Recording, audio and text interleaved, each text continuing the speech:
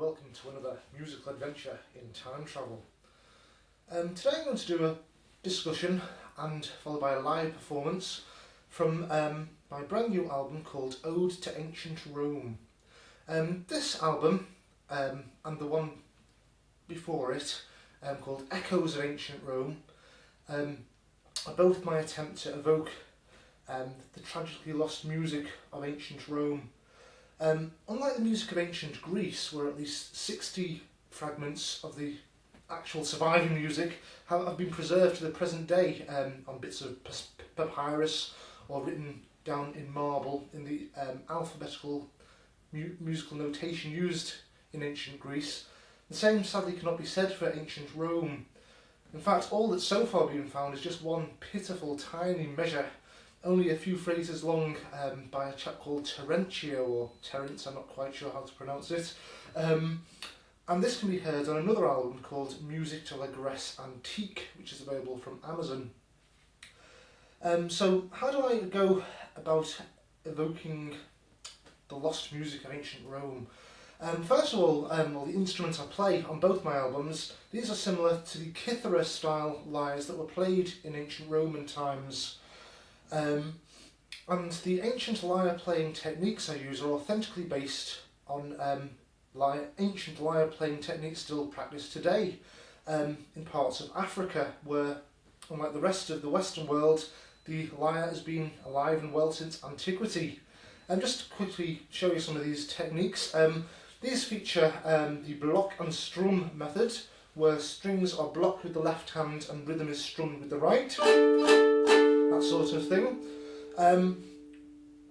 And also I base my technique on illustrations of ancient lyre players. And these clearly show a plectrum being played in the right hand and some certain finger pluck tones in the left, so a combination of both these things, to name but a few. I've actually wrote a blog on my ancient lyre playing techniques, which can be read in the blog section of my website, which is www.ancientlyre.com. Also in the blog section, I've written a blog recently on ancient tuning methods, because in Ode to Ancient Rome I use one of the tuning methods actually used in antiquity. This is called just intonation, and this is to be contrasted with modern equal temperament. In modern equal temperament, all the semitones are artificially made equal. This is so it's possible to play in different keys, maintaining the same sort of ratio between the notes. But the disadvantage is each note is very slightly out of tune in equal temperament. If you play a chord on a piano, for example, there's these strange beat waves that can be heard in between the notes. You don't get that in just intonation, it's a very pure sound.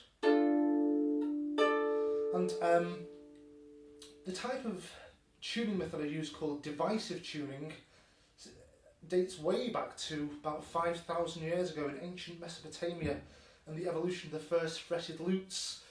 And in order to put frets on these lutes, they had to use the mathematical genius in ancient Mesopotamia, and they did that to precisely divide up a musical scale into specific ratios. And I say, in divisive tuning, each of the semitones is very slightly different, but it's a much purer sound, which results, and as I say, you can read more about that on the blog of Wrote Ancient Tuning Methods in the blog section of my website, www.ancientlyre.com. Another thing, the actual musical modes I'm playing in are actually based around what we know about the ancient Greek modes. I've used ancient Greek modes because in ancient Rome the culture was very heavily influenced by the artistic culture of ancient Greece, so it's very likely that they borrowed quite a lot of the ancient Greek modes. The first track of the album, which I'm going to play, is actually called Ode to Ancient Rome, and for me it's like a requiem for the lost music of ancient Rome. And this is in the ancient Greek Phrygian mode, very mournful key. It's the equivalent intervals on the white notes of the piano as D to D.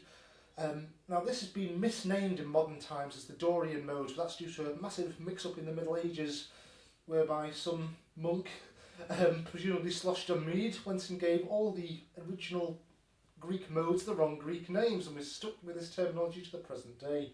That's another story. Anyway, so this piece is in the ancient Phrygian mode, very mournful. Just to sum up, for all details on all my albums, please see the albums section of my website, www.ancientlyre.com, where in addition to listing all the places where you can download my albums, for example iTunes, Amazon and CD Baby, there is now also a means of downloading free PDF booklets of all my detailed album notes. These are fully illustrated booklets with all the historical background you need to know. So if you download one of my albums on iTunes, you can also download from my website all the accompanying album notes. How cool is that? Anyway, so the live performance coming up right now, it's the way I compose my music, it's as spontaneous improvisations. I like to keep the music fresh. So the performance I'm going to do won't be exactly the same as the studio version, obviously, but it's a very close approximation. Anyway, enjoy the music and please buy all my albums. Thank you.